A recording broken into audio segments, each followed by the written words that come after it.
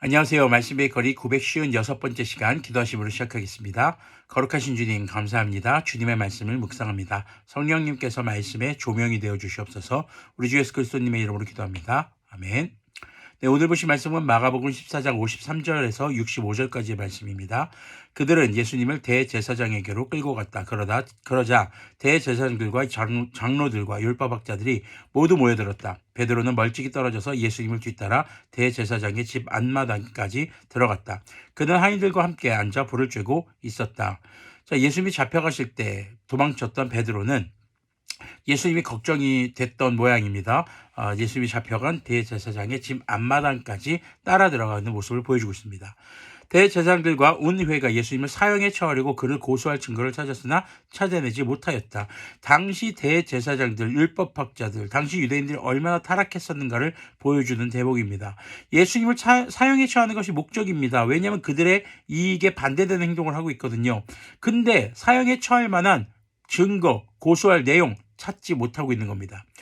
예수님께 불리하게 거짓 증언으로 하는 사람이 많이 있었지만 그들의 증언은 서로 들어맞지 않았다. 더러는 일어나서 그에게 불리하게 거짓 증언하여 말하기를 우리가 이 사람이 말한 것을 들었는데 내가 사람의 손으로 지은 이 성전을 허물고 손으로 짓지 않은 다른 성전을 사흘 만에 세우겠다 하였습니다. 자, 이게 지금 요한복음 2장 19절의 말씀이거든요.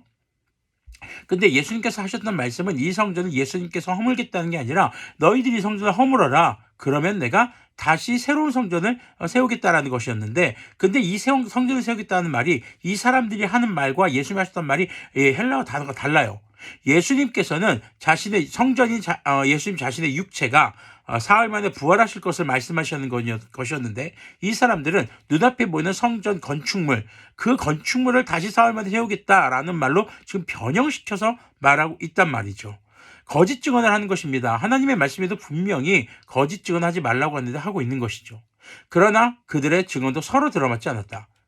그러니까 쓸만한 증언이 아무것도 없는 것입니다. 그래서 대제사장이 한가운데 일어서서 예수님께 물었다. 이 사람들이 그대에게 불리하게 증언하는데도 아무 답변도 하지 않소? 그러나 예수님께서는 입을 다무시고 아무 대답도 하지 않으셨다. 대제사장이 예수님께 물었다.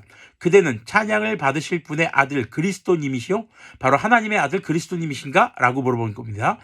예수님께서 말씀하셨다. 내가 바로 그이요. 당신들은 인자가 전능하신 분의 오른쪽에 앉아있는 것과 하늘의 구름을 타고 오는 것을 보게 될 것이요. 자, 이 말씀은요. 시편 110편 1절과 다니엘서 7장 13절의 말씀을 지금 인용한 것입니다. 바로 구약의 모든 말씀을 성취하실 분, 그분이 바로 예수님이신 것을 본인 스스로가 나타내고 있는 것이죠. 예수님은 지금까지 자신이 누구신지를 계속 드러나지 못하게 하셨습니다. 그런데 처음으로 예수님 자신이 누군가를 제자들이 아닌 지금 공적인 장소에서 특히 예수님을 죽이고자 하는 자들 세상 앞에 공식적으로 자신의 누구신가를 밝히시고 있는 대목입니다. 대제사장은 자기 옷을 찢고 말하였다. 이제 우리에게 무슨 증인들이 더 필요하겠소? 여러분은 이제 하나님을 모독하는 말을 들었소. 여러분의 생각은 어떠하오? 그러자 그들은 모두 예수님은 사형을 받아 마땅하다고 정죄하였다. 그들 가운데는 더러는 달려들어 예수님께 침을 뱉고 얼굴을 가리고 주먹으로 치고 하면서 알아맞추어 보아라 하고 놀려대기 시작하였다. 그리고 하인들은 예수님을 손바닥으로 쳤다. 여기서 하인들이란 말은 노예나 종들을 말하는 게 아닙니다. 고용된 사람들, 그들을 위해서 일하는 사람들로 볼 수 있겠습니다. 자, 사람들이 거짓말로 예수님을 모함합니다. 살인죄, 사형에 처할 만한 죄목을 찾지 못했음에도 불구하고 예수님을 사형에 처하기 위해 잡아온 당시 대제사장들과 율법학자들, 장로들, 유대인들. 지금 이들은요, 예수님을 거짓 증언으로 죽이려고 합니다. 이런 거짓들을 대하는 예수의 자세는 어땠습니까? 그들의 말이 거짓이라고 밝히거나 그것을 반박하거나 그들을 정죄하는 말을 하지 않습니다. 예수님은 당당하게 예수님 자신이 누구신지, 즉 진리만을 말씀하고 계신 것입니다. 우리가 그리스도인으로 살아가다 보면은요, 세상에서 복음과 바로 주님에 대한 왜곡된 말들을 우리가 들을 때가 있습니다. 특히나 인터넷이라든가 이런 데서 기독교를 개독교라고 욕하는 사람들이 여러 가지 거짓된 왜곡된 말들로 우리 주님을 또 교회를 굉장히 모함하고 거짓말로 우리를 난처하게 하고 참 마음 아프게 하는 그런 내용들을 볼 수가 있습니다. 그런 것들을 대하는 우리의 자세는 어때야 할 것인가? 그것은 인터넷뿐만이 아니라 우리 주변에서 많은 사람들에게 그런 말을 들을 수 있습니다. 먼저 첫 번째는 우리 예수님께서 보여주신 모습, 그들을 정죄하거나 그리고 그것에 대해서 애써서 변론하지 않는 것. 그럼 가만히 있으셨나요? 아니요. 두 번째는 진리를 나타내셨습니다. 바로 예수님께서 주님의 말씀을 성취하기 위해 이 땅에 오신 구원자, 바로 예수님이신 것을, 성육하신 말씀이신, 독생하신 하나님이신 것을 밝히고 계신 것이죠. 우리 역시 마찬가지입니다. 세상의 거짓에 어떻게 맞서 싸워야 할 것인가? 그 거짓이 왜 잘못됐는가를 조목조목 따져야 할 것인가? 사실 뭐 그런 것도 방법이 될 수 있겠지만 거기에 에너지를 쏟지 않았으면 좋겠습니다. 예수님은요, 예수님께서 이 땅에 오신 목적을 이루는 것에만 포커스를 맞추셨습니다.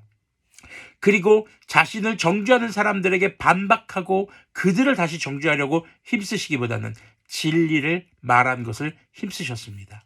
우리 그리스도인들이 세상을 살아가면서 세상이 예수님 앞에, 우리 앞에 내놓는 거짓말들과 거짓 모함들 앞에서 우리는 주님께서 내게 주신 사명, 그것만을 생각하며 이 땅에서 오직 진리이신 예수님만을 나타내는 그런 삶을 살아가기를 소망합니다. 기도하겠습니다. 거룩하신 주님, 감사합니다. 거짓 앞에 진리로 맞서며 모함 앞에 우리가 함께 분을 내며 싸우기보다는 우리에게 맡겨진 사명, 주님께서 이 땅에 우리를 보내시고 우리를 주님의 자녀로 삼아주시고 우리가 이 땅에서 우리에게 주신 그 사명을 잊지 않고 이루어가며 살아갈 수 있는 우리들이 될 수 있도록 긍휼을 베풀어 주시옵소서. 우리 주 예수 그리스도님의 이름으로 기도합니다. 아멘. 네, 거짓 앞에 분노에 사로잡히기보다는 우리의 사명, 우리의 본분을 잊지 않고 그리스도인다운 삶을 통해 진리이신 예수님을 증거하는 그런 우리들의 삶이 되기를 소망합니다.